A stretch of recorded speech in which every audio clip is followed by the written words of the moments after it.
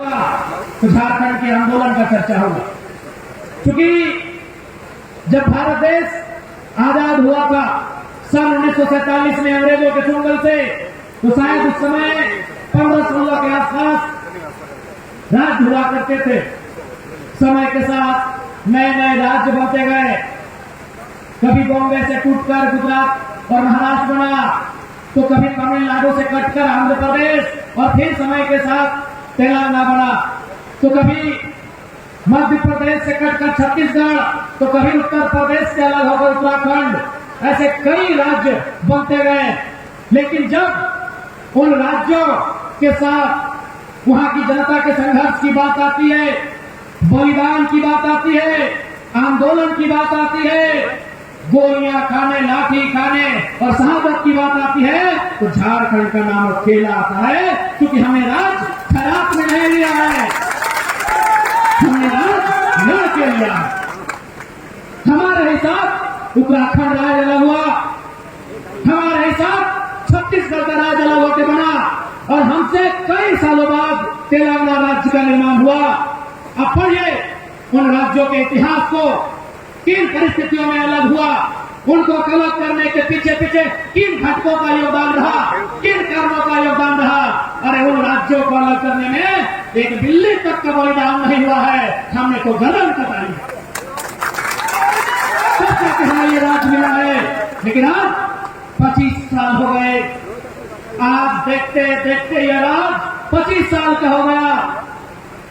यदि झारखंड अलग राज्य के समय जो भाई जो बहन जन्म लिए होंगे, आज वो 25 साल के जवान हो चुके हैं। लेकिन इस राज्य के साथ क्या हुआ, यह आपसे हमसे किसी से नहीं छुपा। इस राज्य को लेने से पहले जो हमारे हालात थे, चाहे वो 1970 का दौर रहे या 1980 का दौर रहे, या राज्य बनने से ठीक पहले का दौर रहे, इस राज्य बनने से पहले झारखंड के आदिवासी, झारखंड के मूलवासी, उनका जो हालात था, आज वो हालात बद से बदतर हुआ है कि नहीं, यह बताइए। हमने झारखंड राज्य अलग क्यों किया था? ये सवाल एक विधायक का नहीं है, ये सवाल हर एक झारखंडी जनमानस का होना चाहिए कि हमने आखिर क्यों 88 वर्षों के संघर्ष, 88,000 से ज्यादा लोगों का संघर्ष, बलिदान, त्याग, तपस्या के बाद हमने अगर झारखंड राज लिया तो क्यों लिया? हमने झारखंड राज लिया था अच्छी स्वास्थ्य व्यवस्था के लिए। लेकिन आज सूचना आप सबको भी मिली है कि हमारे राज्य के महानायकों में से एक आदरणीय सम्मानित विश्वगुरु शिबू सोरेन अस्वस्थ है, बीमार है, उनका इलाज चल रहा है। मैं दुआ करता हूं, आप सभी दुआ और प्रार्थना करना कि गुरु जी ठीक होके आए। लेकिन सवाल तो बनता है कि आखिर आपने क्या व्यवस्था बनाई इन 25 सालों में कि गुरु जी का इलाज झारखंड में नहीं कर पा रहे।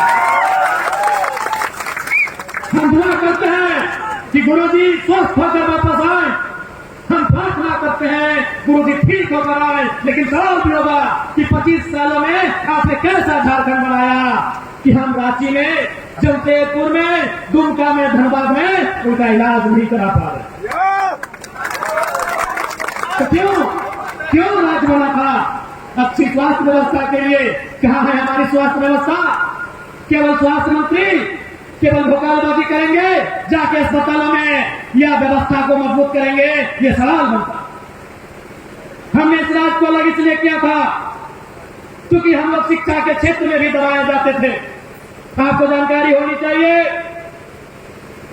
कि हमारे विश्वविद्यालय, शायद रांची में सबसे पहला विश्वविद्यालय बना था 1960 के आसपास, और दूसरा विश्वविद्यालय झारखंड की सीमा में 1990-92 में विनोबा भावे और कुछ विश्वविद्यालय बने, यानी लगभग 30 सालों बाद। यानी लोग चाहते थे कि ये जो हिस्सा है झारखंड का, इसमें खनिज संपदा है, इसमें आदिवासी मूलवासी रहते हैं, इन्हें पढ़ाई की व्यवस्था ना दी जाए। अगर सच में उनकी मंशा होती हमें पढ़ाने लिखाने की, तो दूसरा विश्वविद्यालय 1960 के बाद 1965-70 में बन जाना चाहिए था। लेकिन दूसरे विश्वविद्यालय के लिए हमने इंतजार किया, पूरे 32 साल इंतजार किया। क्यों? क्योंकि सबको मालूम था यहाँ कहीं संपदा है, ये लोग पढ़ेंगे, ये लोग चालाक होंगे, अपना हिस्सा मांगेंगे जो कि उनको देना मंजूर नहीं था। ये आप भी जानते। आज यहाँ के विश्वविद्यालय, यहाँ के विद्यालय और महाविद्यालय की बात करें, चाहे वो जगन्नाथपुर का महाविद्यालय हो या मंदगांव का महाविद्यालय हो, आज जिस प्रकार से व्यवस्थाएं दी जा रही है, आने वाले दिन लगता है वहां स्टूडेंट की संख्या शून्य होकर ना रह जाए। यह स्थिति आज प्रधान की, ये न आपसे छुपा है न हमसे छुपा है। हमारी स्वास्थ्य की हालत क्या है, ये गुरु जी के दिल्ली इलाज के साथ ही आपने जान लिया है। ये वित्त मंत्री राधाकृष्ण जी के दिल्ली में इलाज कराने के साथ ही आपने जान लिया है कि स्वास्थ्य की हालत क्या है। आज हमारे बच्चे पढ़ने लिखने के बाद हालत क्या होती है, ये आपको भी मालूम चल चुका है कि हमारी शिक्षा व्यवस्था क्या है। उसके बाद एक महत्वपूर्ण कड़ी आती है रोजगार की, और हमने यह उम्मीद भी किया था कि जब झारखंड राज्य अलग होगा, हमारे लोगों को अवसर मिलेगा, हमारे नौजवानों को, हमारी नवयुवतियों को अवसर मिलेगा, उन्हें झारखंड नाम के संस्थानों में, सेवाओं में अवसर मिलेगा। लेकिन आज आप बताइए, झारखंडियों के हिस्से में कितनी नौकरियां हैं और गैर झारखंडियों के हिस्से में झारखंड में कितनी नौकरियां हैं, ये आप बताइए। आपके सामने टाटा है, आपके सामने टिस्को है, आपके सामने टेल्को है, आपके सामने नवामुंडी है, आपके सामने जादूगोड़िया का यूरेनियम है, आपके सामने लावागांव सरायकेला का सोना है, आपके सामने रोहता है। बताइए कितने झारखंड के लोग नियोजित हैं?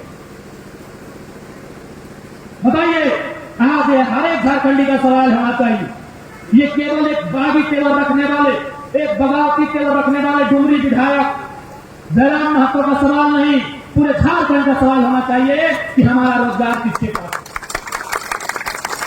जब हमने चुनाव का समय आया तो सरकार ने चालाकी के साथ हमारी माओं को, हमारी बहनों को मैया सम्मान योजना के नाम का झुंझुना थमा दिया, मात्र 2500 रुपए। इसलिए आज कोल्हार के मुख्यालय से, सिंहभूम के मुख्यालय से डंडे की चोट पर कहेंगे कि हमें भीख नहीं अधिकार चाहिए, हमें भीख नहीं अधिकार चाहिए, हर एक घर को रोजगार चाहिए और 2500 नहीं 25,000, 2500 नहीं 25,000 चाहिए। लेकिन आज क्या मिला इस राज्य को? आज आप बताइए।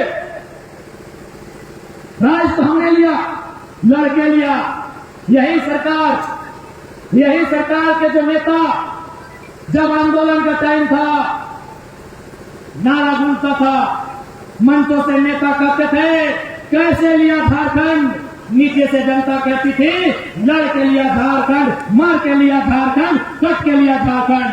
किसके लिए? आज ये सवाल होगा, किसके लिए झारखंड, किसके लिए झारखंड? आज ये सवाल होगा, किसके लिए झारखंड? अगर झारखंडियों के लिए झारखंड, तो फिर 64 में 40 DSP प्रमोशन बिहारी कैसे हुए? ये सवाल होगा। पहले सवाल होता था, पहले नारा गूंजता था लड़ के लिया झारखंड, मार के लिया झारखंड, कट के लिया झारखंड। आज ये सवाल गूंज रहा था झारखंड के हर एक राजनीतिक मंचों में, गलियारों में, किसके लिए झारखंड? 64 में 40 DSP का जो प्रमोशन, 64 DSP का प्रमोशन हुआ है, जिनमें 40 DSP हमारे पड़ोसी राज्य बिहार के हैं। क्या इसलिए झारखंड? क्या इसलिए झारखंड? ये जनता को जवाब मांगना चाहिए सरकार से, झारखंड की जनता को मांगना चाहिए जवाब सरकार से। अब जब मैंने इस विषय को छेड़ा है तो बहुत सारे बुद्धिजीवी लोग, पत्रकारिता से जुड़े लोग ये कहेंगे कि विधायक जी अब बारी बिक्री की बात कर रहे हैं। तो मैं आज स्पष्ट कहना चाहूंगा, तमाम जनता को कहूंगा, मीडिया हाउस के बुद्धिजीवी लोगों को कहूंगा, ये बारी बिक्री की लड़ाई नहीं है, ये छोटे भाई का तकलीफ, पीड़ा, दुख और दर्द है। हमने कब कहा कि हम बंगाल को नहीं जानते? हमने कब कहा कि हम बिहार को नहीं मानते हैं? हमने कब कहा कि हम उड़ीसा को नहीं पहचानते हैं? हम बंगाल को भी जानते हैं, बिहार को भी मानते हैं, उड़ीसा को भी पहचानते हैं। वो तीनों हमारे बड़े भाई हैं। उड़ीसा 36 में बना, वो हमारा संजला भाई है, हमसे ऊपर वाला। बिहार 1912 में बना, वो हमारा मंझला भाई है। और बंगाल उससे पहले का वो सबसे बड़ा भाई है। लेकिन मांग ये है कि जब चारों भाई में बंटवारा हो गया तो हमारे हिस्से में आपकी नजर का है? हमारे हिस्से में आपकी नजर का है? हमारे हिस्से में आपकी नजर का है? ये कौन सा बाहरी भित्री है भाई? आज वेस्ट बंगाल, पश्चिम बंगाल राज्य के पास 88,000 वर्ग किलोमीटर का जमीन है।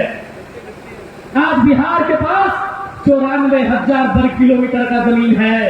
आज उड़ीसा के पास 1,55,000 वर्ग किलोमीटर का जमीन है।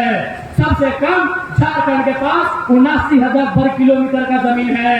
तो हमारी जमीन खाली रहे, बढ़ती रहे, आपको क्या मतलब? आप अपनी जमीन में कद्दू लगाओ, झींगा लगाओ, गाजर लगाओ, मुरई लगाओ और पुदीना लगाओ, हमको क्या मतलब? हम लोग कहते हैं ना कि 12 बीघा में पुदीना हुआ। बड़े भाई बोलते हैं ना, हमारे इधर उत्तर वाले बड़े भाई ये बोलते हैं ना कि 12 बीघा में पुदीना हुआ। अरे बाबा तो चटनी बना के खाओ पियो ना, हमारा कोयला बांधने में कहाँ चले जाते? ये हमारा हिस्सा है। ये कौन सा बाहरी भित्री है भाई? This is our part. ये हमारा हिस्सा है, हमारा हिस्सा है, झारखंड का हिस्सा है। आप बताइए यहाँ कितने लोग बैठे हैं? जितने भी लोग बैठे हैं, क्या आपके कोई रिश्तेदार, आपको जानकारी है कि कलकत्ता में जाके जबरन 1 इंच जमीन कोई कब्जा किया है? क्या आपको जानकारी है कि पटना में जाके कोई जबरन 1 इंच जमीन कब्जा किया है झारखंड का आदमी? क्या आपको जानकारी है कि भुवनेश्वर में जाके झारखंड का कोई आदमी 1 इंच जबरन कब्जा किया है? नहीं ना। आज चलिए जमशेदपुर, हम दिखाएंगे कलकत्ता, पटना और भुवनेश्वर वालों ने कितना कब्जा किया। इस बात की लड़ाई है तो हम लड़ेंगे। चलिए जमशेदपुर, मन हो तो चलिए रांची, धनबाद बोकारो का नाम मत लीजिए, वहां रोना पड़े। धनबाद बोकारो का नाम मत लीजिएगा, वहां अशुभ है। तो ये कैसे बाहरी भित्री की लड़ाई है भाई? 4 भाई थे, जवान हुए, शादी ब्याह हुआ, बड़ा हो गए, बांट लिए। आपको भी हिस्सा मिला पूरब में, किसी को मिला पश्चिम में, किसी को उत्तर में, किसी को दक्षिण में। तो रे भैया आपको जो हिस्सा मिला उसमें खाओ, कमाना। यही तो दर्द है, ये विरोध नहीं है, ये हमारी दर्द को समझिए, हमारी तकलीफ को समझिए कि आखिर हमने झारखंड राज्य क्यों लिया। इसलिए कोई बाहरी भित्री की लड़ाई नहीं है। अभी बिहार में चुनाव हो रहा है,